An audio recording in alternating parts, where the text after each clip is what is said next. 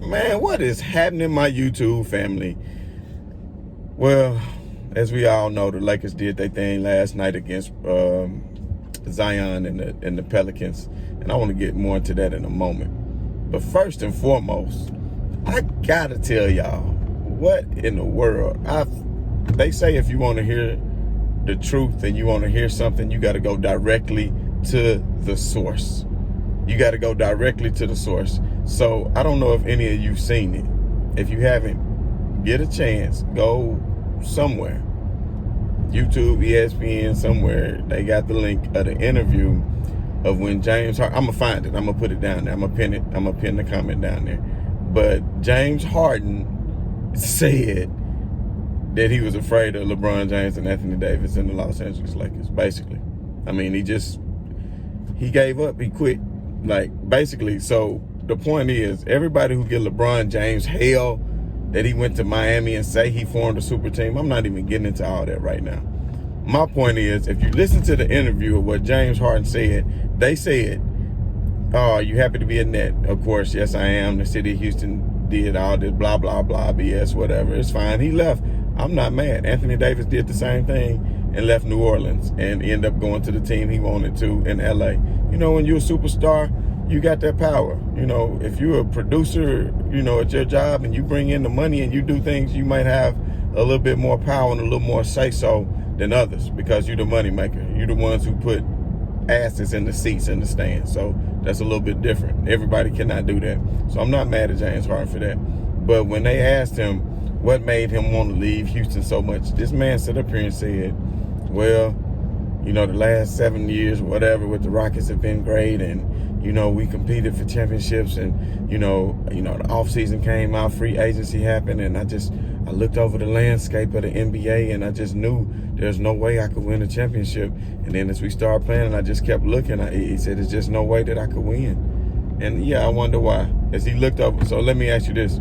So when you was going against Golden State all those years, and when you was going against, other perennial teams in the West all those years, you didn't say, oh, my God, I look at the landscape.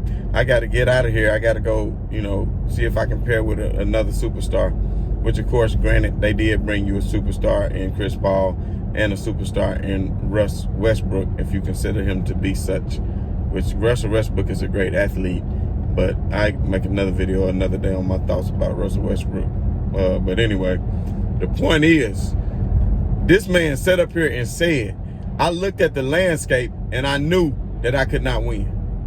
I looked at the landscape and I knew that I could not win. So the landscape that you looked at was LeBron James and Anthony Davis in the Los Angeles Lakers. And you looked and thought to yourself, there's no way in the hell I can beat that team. It wasn't Clay, it wasn't Steph, it wasn't Draymond, it wasn't any of the other teams. You saw that you could not win. And that's fine that you admitted it. I appreciate you having the heart enough, James Harden, to admit it.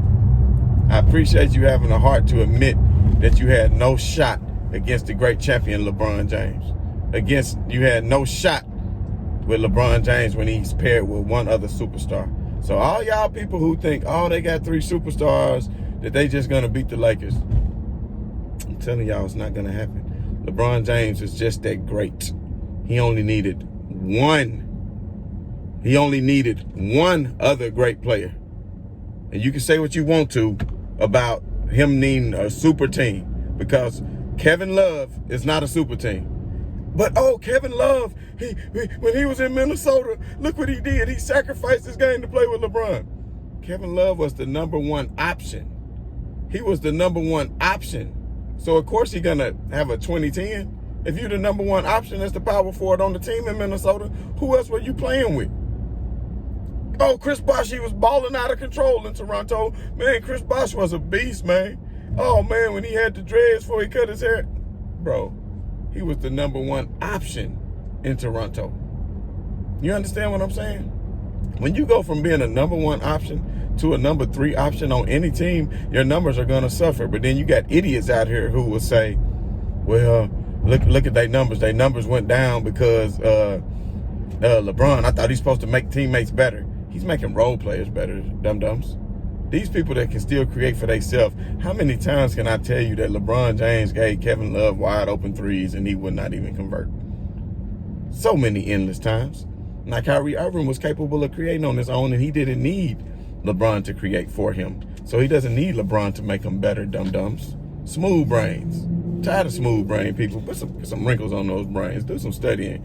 But anyway, so he doesn't need to do that. So now that they got 3 superstars, it's not going to make a difference, because the Lakers' depth, once you get inside the Lakers' depth, I mean, you can see it from last night. You got to see it from last night. When you got Caruso, you got KCP, and think about it, Marcus Gasol hasn't, what y'all fail to realize, it wasn't even a real preseason.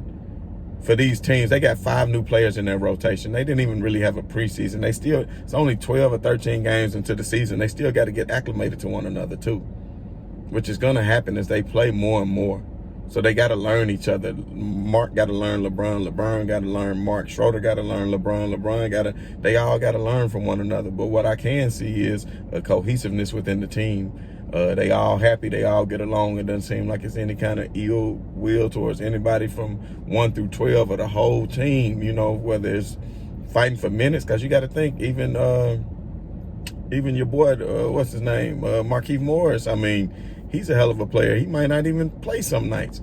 Look at THT. THT came in with 1 minute left last night. He been giving you productive minutes, but they didn't need him.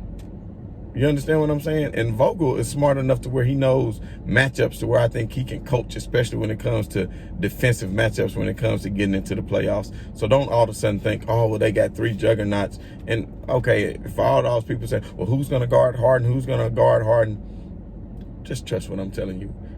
Harden can get his. Harden can get his.